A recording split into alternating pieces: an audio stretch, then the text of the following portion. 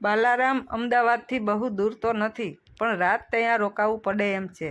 માટે બધા એક શેતરંજી અને 1 ટકનું ભાથું તથા પાણી સાથે લેતા આવજો. આગગાડીમાં જવાનું છે. શાળાના મુખ્ય શિક્ષિકા અવંતિકા બહેને પ્રાર્થનાના સમયે જાહેરાત કરી. પર્યટનનું નામ સાંભળી વિદ્યાર્થિનીઓ ખુશાલીમાં આવી ગઈ.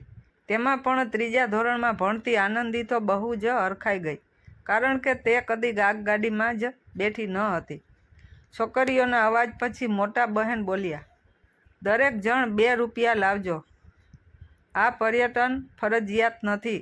જેને ન આવવું હોય તે છોકરીઓને 2 દિવસ એટલે મંગળ અને બુધવારના દિવસે રજા મળશે. મંગળવારે સવારે નીકળવાનું છે. 2 રૂપિયાની વાત સાંભળી આનંદીનું મોઢું પડી ગયું. તેની બા પાસે 2 આના પણ ભાગ્યે જ વધારાના રહેતા, તો 2 રૂપિયાની વાત જ શી કરવી? આનંદીના પિતા માણેકલાલ ધંધે દરજી હતા, પણ એમનું મગજ અસ્થિર થઈ ગયું હતું, જે છેક ગાંડાની હોસ્પિટલમાં મૂકવા જેવા ન હતા. પણ આખો દિવસ અર્થ વગરનો બબડાટ કર્યા કરતા. એમણે સીવવાનું કામ બિલકુલ છોડી દીધું હતું.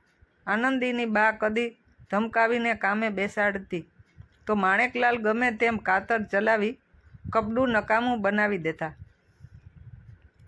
આનંદી સૌથી મોટી, એના પછી તારામતી અને કપિલા, અને તે પછી 2 નાના ભાઈઓ હતા.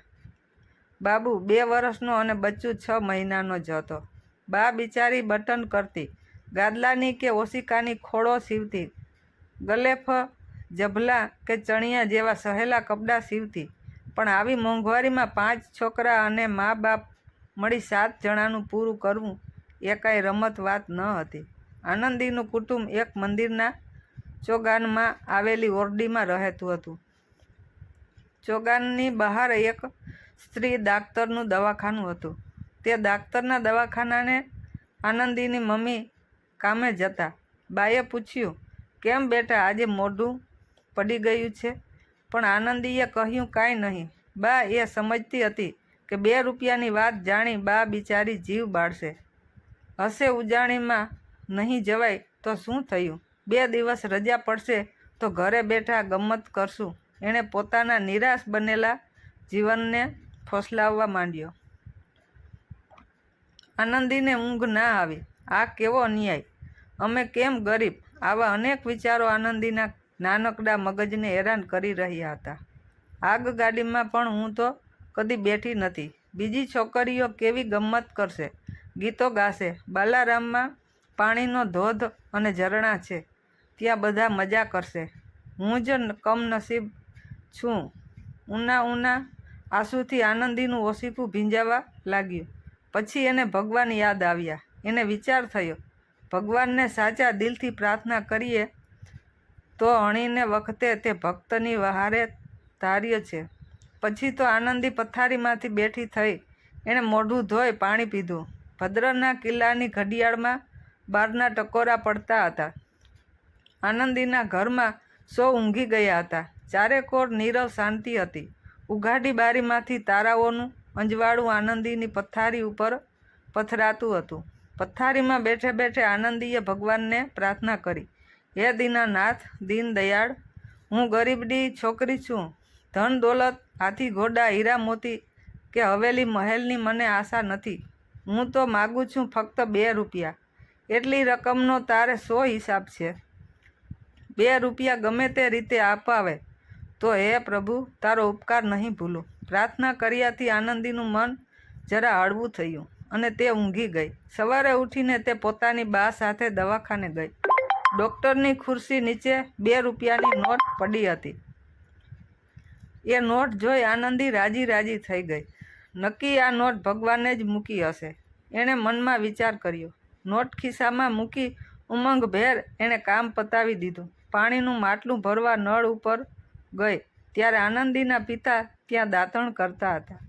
તેથી આનંદીને જરા થોભવું પડ્યું. શાંત ચિત્તે એ વિચારવા લાગી, ભગવાને નોટ મોકલી એમ હું કહું છું, પણ ખરેખર તો એ કોઈની જ પડી ગઈ હશે.